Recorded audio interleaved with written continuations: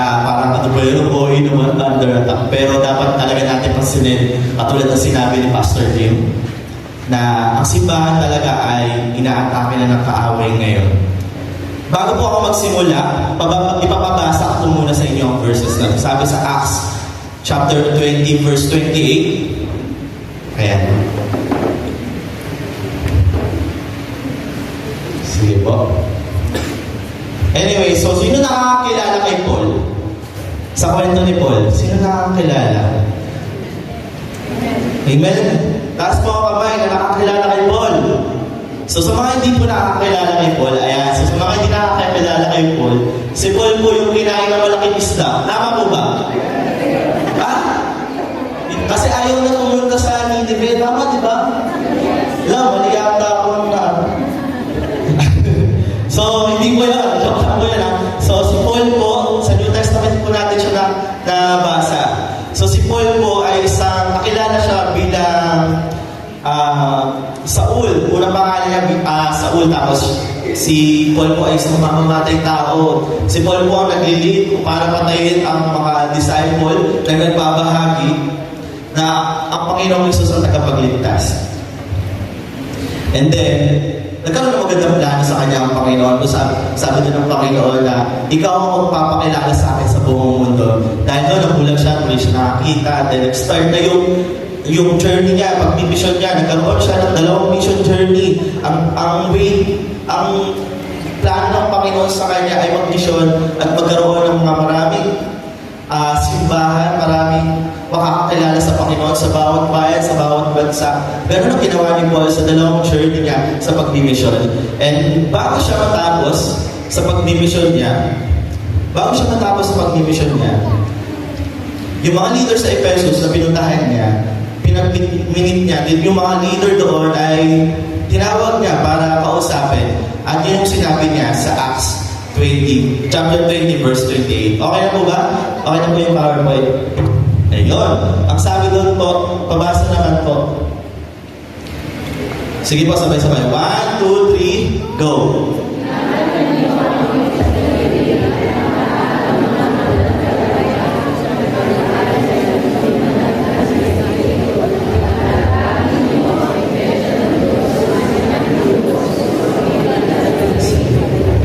Ayun. So, ano napansin nyo na una yung sinabi?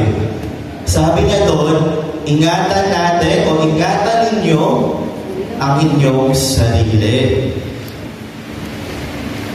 Ngayon ba, ano ba ang kung tandaan natin dito? Iniingatan ba talaga natin ang sarili natin? Sa napapansin natin dito, ang way kasi ni Paul, madalas, pag nabasa natin siya sa Book of Acts, madalas makikita natin about sa pagpapalawak ng Christianity, pagpapalawak ng salita ng Panginoon, mabahagi ang salita ng Panginoon, maraming simbahan pa ang tayo. Pero this time, ang sinabi ni Paul, ingatan ninyo ang inyong sarili. Alam niyo po, sa panahon ngayon, may nabasa ko, habang inaaral ko ito, may naaral din po ako na sinasabing 7 silent killer na nangyayari sa church ngayon. Ano ba yung 7 silent killer na yan? Ay, meron po akong ipapakita dyan. Ito yung mga madalas na nangyayari sa simbahan, sa bawat simbahan. Ito yung mga madalas na issue na umaatake sa simbahan. Unang-una dyan yung lack of evangelism. Ewan ko kung makaka-relate yung bawat church ng Mighty One dito. Na dami nating program, dami nating ginagawa. May camp tayo, may anniversary, may Christmas party, at marami pang ibang mission na ginagawa. Pero may bunga ba talaga? May laman ba yung ginagawa natin pag-mission? May laman ba yung mga program na ginagawa ng simbahan natin? Naging evangelist ba talaga tayo? Usually parang church na nangyayari, parang nightclub na lang, or parang club na lang, puro party na lang, pero wala namang talagang bunga. And then sabi din sa pangalawa, shallow discipleship. Parang ganun din, lack of evangelism. Yes, naging evangelist na tayo, tapos kulang naman sa pag-disciple. Kaya yung mga member na lang sila, and then eventually, mawawala sila. Pangatlo naman is leadership without training. Sino dito yung pagpasok pa lang na church, uy, leader ka na. Uy, mag-lead ka na itong life group na to. Sino yun? Mga 1 week pa lang, leader na agad. So, madalas, dahil sa ganong estado or style ng simbahan, yung walang training, ang nangyayari, nawawala din ng mga tao sa simbahan. At maraming naaapektuhan. No accountability. Tinutukoy po dito yung wala kang kasangga, yung wala kang kasama, lagi ka lang solo, wala kang nangangamusta sa'yo, sa mga, ewan ko, parang yung mga pastor, lagi nagtalulo ko sila yung, lagi na lang sila doon nangangamusta, pero sa kanila, wala nangangamusta sa kanila. Yung walang accountability, parang sa atin, parang tayo, mga leader man, o yung mga member, yung parang attend ka lang attend ng church, pero attend lang, tapos walang nangyayari, parang walang nangangamusta sa'yo. Kaya yun yung nangyayari sa panahon natin ngayon. Mga silent killer na unti-unting sumisira sa simbahan. At iba pa, sinabi dyan, generational divide. Sino dito yung mga senior na? Sino dito yung mga youth pa lang? Sino dito nakaka-relate na parang hindi sila tutugma yung gusto ng mga matatanda sa mga bata? Ito yung gusto namin program. Mga nanay, ito ang gusto namin program. Mga tatay, ito ang gusto namin program. Walang, hindi na bimit in, parang bimit halfway na magkasundo. Dahil sa mga ganong division, dahil mas matanda kami, kapag sila na lang, mas bata sila na lang, naapektuhan po ang simbahan sa mga ganong senaryo. And sabi po dyan, irrelevant to real life. Magaling sa pag-aaral ng Bible, maraming alam ng theology, pero walang sagot sa buhay. Kumbaga, parang ang galing mo magsalita, pero hindi naman nakikita sa iyong gawa. And sabi pa dyan, division in the body. Yung puro parang sarili na lang. Parang kumbaga, ako na lang, lagi nakikita nyo, pero hindi ko naman talaga natataas ng Panginoon. Ganun madalas na nangyayari din sa simbahan. Nagkakaroon ng division in the body. Yung parang may competition na, hindi na nakikita ang Panginoon sa simbahan, hindi na nadidiscuss talaga. Overall, mga leader na lang ang inaay ng mga membro, nagkakaroon ng pagkahiwalay sa Panginoon. Pero alam niyo po, 7 silent killers, totoo to. Hindi po ito theory. Totoo na po itong nangyayari. Aminin man natin o hindi. Karamihan dito, sa mga issue na to, sa mga 7 silent killer na to, nangyayari na siya sa simbahan natin. E paano natin susolusyonan yung mga bagay na to? Kung ito nga, medyo relatable na tayo or malala na to. Pero alam niyo po, may mas malala pa pala.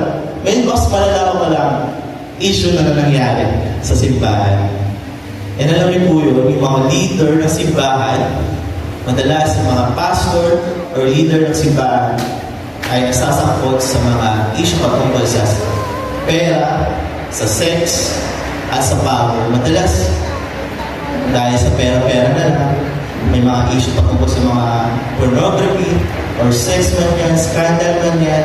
May mga leader na nasasangkot sa pag-a-abuse ng kanilang posisyon. Madalas, dahil pastor ako, gagamitin ko yung kakayaan ko, yung posisyon ko para mamaliit ng mga tao. Makikita natin yan mamaya. May mapapanood tayo na sana yan dami yung puso nyo dahil for sure matitrigger kayo sa video na yun. And then, ito yung mga kailangan natin pasinin. Madalas lang ito nangyayari. Ito na yung issue. Paano natin paghahandaan? Paano natin masusolusyonan yung mga bagay na yun? Masusolusyonan lang natin yung mga bagay na yun kung susundin natin yung payo ni Paul na utos din ng Panginoon. Ingatan ninyo ang inyong sarili.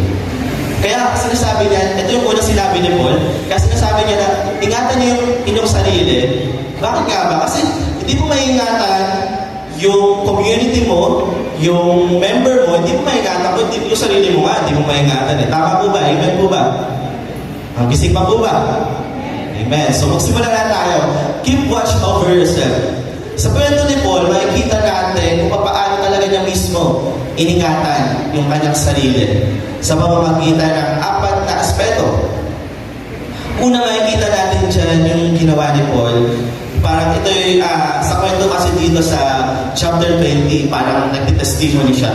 Sabi na doon sa If may Bible po kayo, makipagbukas po kayo sa Book of Acts chapter 20 verse 18 to 19. Kung may cellphone naman, Bible app, okay po yan para po mabasa din natin na sabay-sabay. Ang gagamitin ko po na version is ASND.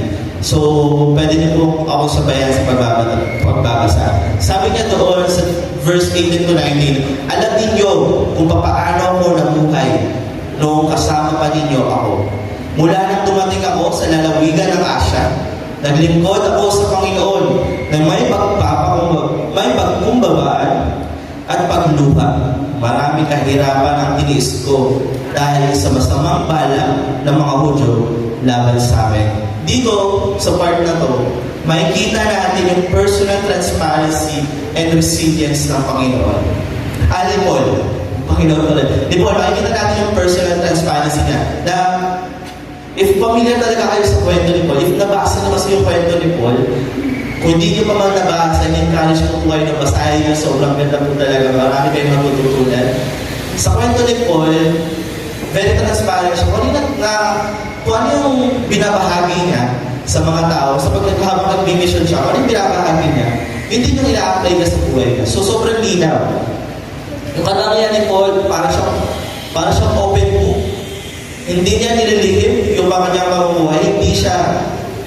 Hindi siya may dalawang mukha. Isa sa harap, isa sa likod. So, very transparent. Kung ano yung ginagawa niya sa harapan ng maraming tao, yun din yung ginagawa niya kahit walang mga tao na nakakakita sa kanya. Si Paul din ay may katangian ng humility. Paano siya nagsiserve sa Panginoon? Hindi siya apostol na mayabang. Sobrang mapakumbaba talaga ni Paul. And si Paul din, katulad sinabi doon, may pagluha. Yung very talaga siya, yung hindi siya parang plastic, na may concern talaga siya na ibahagi yung katotohanan. May trials man, may parang opposition o may mga pagsubok man na nangyayari sa buhay niya. May mga na-experience siya sa mission niya na binabato siya, halos patayin na siya ng maraming tao dahil ayaw ng mga tao sa mga binabahagi niya. Pero kahit na gano'n, patuloy pa rin siya tumatayo. Hindi siya nag-give up. Kahit na inuusik na siya, kahit saan siya magpunta, maraming humahabol sa kanya para patayin siya. Pero pinapamuhay pa rin niya yung katotohanan. Tayo po ba? Balik po ako sa inyo. Kung si Paul, gano'n yung buhay niya. Na alam niya na may humahabol sa kanya na kamatayan habang nagbabahagi siya ng salita ng Panginoon. Kayo po, to reflect yourself right now, isipin niyo po kung ano po ba yung nagawa na natin mission sa buhay natin. Nabahagi na ba natin? Parang kapitbahay ba? Nabahagian na natin? Yung mga kaklase ba natin? Nabahagian na ba natin? Yung classmate ba natin? Yung mga co-work ba natin? Nasyara na po ba natin? Yung pangalan, may umahabol ba sa inyo? Si Paul nga, may umahabol sa kanya, pero tinutuloy pa rin niya yung katotohanan. Hindi siya nag-give up. Servisyo na hindi self-centered. If nabasa niyo ulit yung kwento ni Paul, may mga story na never na talagang itinaas yung sarili niya. Lagi na itinataas, lagi na binabangkit na nagagawa niya dahil sa Panginoon. Ang tunay na leader ay hindi lang tama ang mensahe. Dito, kaya sinasabi nga na si Paul ay very transparent and resilient kasi yung pamumuhay niya, paano binabahagi, pinamumuhay din niya. So yun yung isa sa mga aspeto ni Paul. Una naman, pangalawa naman is yung personal courage and truthfulness. So katulad sabi doon sa verse 20 to 21, alam din ninyo na wala akong inilihim sa inyo sa aking pagtuturo tungkol sa mga bagay na para sa inyong ikakabuti at itinuro ko sa publiko at sa bahay-bahay.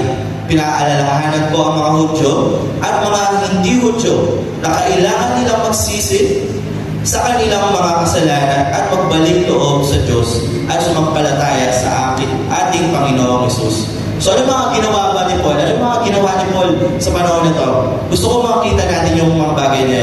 Una, hindi niya itinago ang anumang pakipakinabang. Alam niya yung katotohanan. Kayo po ba, yung alam mo yung na-describe kayo na parang blessing or reward, ipagdadamot ba natin yun or babahagi natin yun? Diba typically, kung mabuti lang talaga, babahagi natin yun. Pero sa isip natin, sobrang may atake na pagkadamot. Yung parang ikikip na amin lang to. May mga ganun tayo ugali pa minsan. Pero si Paul, alam niya yung katotohanan na ito talaga, ang Panginoong Isus talaga yung totoong kaligtasan. At hindi niya yun itinatago, pinagyayabang pa niya. Nagturo siya publicly, and sabi doon, sa maraming tao, public man yan o bahay-bahay. If naalala nyo rin kung paano si Paul nag-share sa mga bahay, naalala ko lang dito sa isa sa mga bahay na pinuntahan niya yung kay Lydia kasi yung mama ko, yun yung pangalan niya, so hindi ko na makakalimutan yun. So yun po, isa sa mga example noon na pinuntahan niya yung mga bahay-bahay talaga, doon siya nagbabahagi. And then, kahit publicly, kahit alam mo, public ka nag-share, kaya ba natin yung public siya mag-share? And possible talaga na may maatake sa kanya at may handang pumatay para sa kanya. Pero hindi siya natatakot, kaya niya pa rin i-share yung share to ng publicly. Ang message ni Paul ay repentance plus faith. So, hindi pwedeng faith lang kapag bumalik ka sa Panginoon. Ganun siya ka-rated si Paul naman sa kanyang pagbabahagi. Na hindi pwedeng magtiwala ka lang, ligtas ka na. Sinasabi niya, kapag may kasalanan ka, mahalaga na meron din repentance. Hindi pwedeng faith lang. Na-gets mo na yung share ni Paul, yes, may faith na ako, naniniwala na ako sa kanya, pero hindi ka pa rin nag-repent sa iyong kasalanan. So dapat lagi magkasama daw yun. Ayun yung pinapahagi ni Paul, yung repentance and faith. Hindi siya natakot sa sasabihin ng tao. Kahit imagine nyo, public na nagsasalita. Ako ngayon, imagine ko pag ako, nagsalita ako sa yung mga nakikita natin yung sa palengke, yung mag-share ng word of God. Tapos, talaga, sobrang nakamayag pa sila, sinisigaw talaga nila, Panginoon, Jesus na tagapagligtas. Pero yung mga ganun, parang imagine natin, ganun si Paul magbahagi.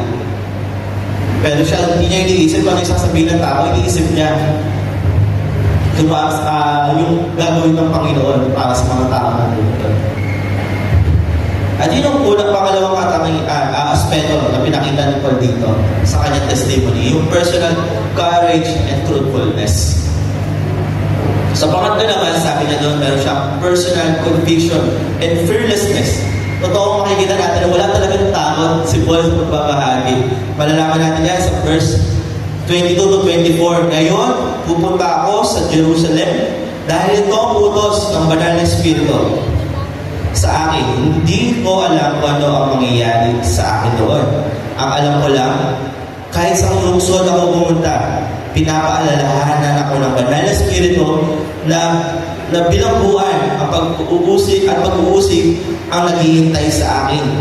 Pero hindi mahalaga sa akin kung ano man ang mangyayari sa akin. Matapos ko lamang ang gawain na ibinigay sa akin ng Panginoong Isus, na maiparangal ang magandang balita tungkol sa biyaya ng Diyos. So si Paul, sumunod pa rin siya sa direction ng Spirit. Ano yung inuutos sa kanya ng Panginoon? Kahit na alam na niya, aware siya, sabi niya, kahit alam ko na ito yung paparating sa akin, pag umuwi ako ng Jerusalem, may paparating sa akin na pwede akong hulihin, usigin, or patayin. Pero sabi niya, wala akong bakit kung yun yung mangyayari sa akin. Ang mahalaga, matapos ko ang mission ko para sa Panginoon. Meaning doon, hindi ito emotional, parang hindi dahil sa gusto lang niya. As in, talaga siya, aware talaga siya, choice niya talaga na sumunod sa Panginoon. Alam niya may imprisonment at affliction. Hindi siya bulag sa pwede mangyari sa kanya pag nag-preach siya. Alam niya may paghihirap, alam niya may kulungan, alam niya may pagdurusa. Totoo po yan, If first time pa lang, parang hindi mo pa na-realize sa sarili mo pag Christian ka na. Kapag nagsiserve ka na sa Lord talaga. Alam niyo po, mas marami talagang mangyayari sa buhay mo. Mas maraming pagsubok. Hindi madali na mag-serve sa Lord. Once na nagpagamit ka sa Panginoon, tuloy-tuloy po talaga ang atake ng kaaway. Kaya nga, nakasipol, sa sobrang tindi ng kanyang ginagawa, sa sobrang tindi ng pagbabahagi niya, meron talagang haharap sa kanya na paghihirap. Merong kulungan na pwedeng kaantungan niya. Pero hindi siya natakot doon. Kaya tayo kung may doubt pa tayo sa sarili natin, kung gusto talaga natin bantayan yung sarili natin sa mga paparating na pag-atake sa buhay natin, under attack. Ito yung dapat gayahin natin. Kung paano hindi natatakot si Paul sa kanyang kinakaharap dahil alam niya na ang goal niya is matapos ang mission niya para sa Panginoon. Sabi din daw sa pangalawang aspeto, hindi niya pinapahalaga ang sarili ng buhay. Hindi ibig sabihin na suicidal si Paul na wala akong pakialam sa buhay ko, mahalaga masunod ko ang salita ng Panginoon, yung mission ng Panginoon. Hindi yun about suicidal. Hindi rin ibig sabihin na self-hate, self-center yung buhay niya na gusto niya sa sariling desisyon niya. Ibig sabihin lang doon na kaya ganun yung sinasabi ni Paul kasi handa siyang mag-surrender sa Panginoon. Eh tayo, kung gusto talaga natin sumunod sa Panginoon, katulad ka ng inaaral namin sa church, hindi ka pwedeng sumunod sa Panginoon ng hindi buo yung puso mo. Sabi doon nga sa Joel chapter 2 verse 12 na, return to me with all your heart. And sa 13 sabi doon na, rent to me with all your heart and not just your garments. Ibig sabihin nun, hindi lang yung pananamit mo, kundi yung buong buhay mo talaga, balik mo sa Panginoon. Eh ganoon din dito, kung gusto mong sumunod sa Panginoon, surrender mo talaga ang lahat. Kung gusto mong ingatan din ang sarili mo, kung totoo, gusto mong yung sundin yung keep watch over yourself, kung gusto mong bantayan yung sarili mo, isurrender mo ang lahat sa Panginoon. Mission ang priority. Ito ang gospel na, ito yung ginagawa ni Paul. Kaya doon sabi rin sa Philippians chapter 1 verse 21, yung sabi doon yung favorite verse nito. Sino nakakala ng Philippians 1 verse 21? For me, to live is Christ and to die is gain. Parang ito talaga yung dapat na pinahawakan natin. Kung willing talaga tayo mag-full surrender sa Panginoon at mag-mission. Kaya nandito po kayo. Alam niyo po ba bakit kayo nandito? Kasi prepare natin yung sarili natin for family mission. It's time to do mission talaga. Kailangan na natin mag-mission. Kung ito yung nangyayari sa mga darating na pag-aaral natin, marami tayong makikita na iba-ibang klase. Ngayon, church under attack pa lang ito. Magkakaroon ng mga discipleship under attack, faith under attack, truth under attack, and family under attack. Kailangan ma-prepare natin yung sarili natin dito. Bago natin magawa yung family mission. So, ngayon pa lang, sana naman, magkaroon tayo ng realization. Maunawaan natin mabuti ito. Hindi lang nakikinig ngayon, kundi magkaroon tayo ng realization na dapat talaga ngayon pa lang, surrender na natin na lahat. Eh, nakita natin doon na si Paul, priority niya ang matapos ang kanyang mission. Sabi nga niya doon, matapos ko lamang ang gawain na ibinigay sa akin ng Panginoong Jesus. So, ang buhay ni Paul ay hindi niya goal ang humaba ang buhay niya. Goal niya matapos ang mission para sa Panginoon. So, doon nakita natin sa keep watch over yourself na si Paul, next slide please, yung sa dulo bago ba? Next po. Next po. So si Paul, nakita natin na nagkaroon siya ng personal transparency Paul lived the truth. So pinamuhay niya yung katotohanan. So tayo din, kung gagayahin natin yung kaspeto ni Paul, pumuhay natin yung katotohanan. Personal courage and truthfulness. Paul spoke the truth. Binabahagi niya talaga ang katotohanan. Personal conviction and fearlessness. Si Paul hindi siya takot na ibahagi ang katotohanan. Personal integrity and wisdom. Paul kept the truth. So pinakahawakan niya ang katotohanan kahit saan siya magpunta. And ngayon, pabalik po ng slide niya. May isang kwento po na isang pastor. Sabi niya doon, when we fall short of that standard due to sin, we are required to repent and restore our relationship with God. And a number of years, so ilang years daw nagkaroon siya ng kasalanan. Eh kung ano yung ginagawa niya, yung mga sinasabi niya sa mga member niya kung paano mag-repent, ganun din niya in-apply sa sarili niya nung nagkasala siya. So, this pastor, nagkaroon siya ng issue. Hindi naman dinatali kung anong issue yun, pero pinamuhay niya, parang ganun din ginawa niya. Kahit nagkaroon siya ng issue, nagkaroon ng repentance siya, nag-repent siya sa Panginoon dahil sa kasalanan na gawa niya. So, he spoke the truth. Ganun din, katulad din Paul. He lived the truth. Pabalik po sa sa last, no? He spoke the truth, and then nag-risk siya para sa katotohanan, and then tumayo siya para sa katotohanan. Ganun din. So tayo din po, no, hindi man tayo perfecto, pero may mga kasalanan pa tayo. Pero ang Panginoon, binibigyan tayo ng chance para lagi magbago. And this time, kung gusto mo talaga na ingatan, bantayan ang ating sarili, ito na yung pagkakataon na binibigay sa ng Panginoon para magbago. Sabi naman doon, yun, so alam na natin ngayon kung paano natin mabantayan ang sarili natin. This time naman, paano naman natin ingatan ang ating community. So nag-start yan sa dalawang bagay. Sabi doon sa una,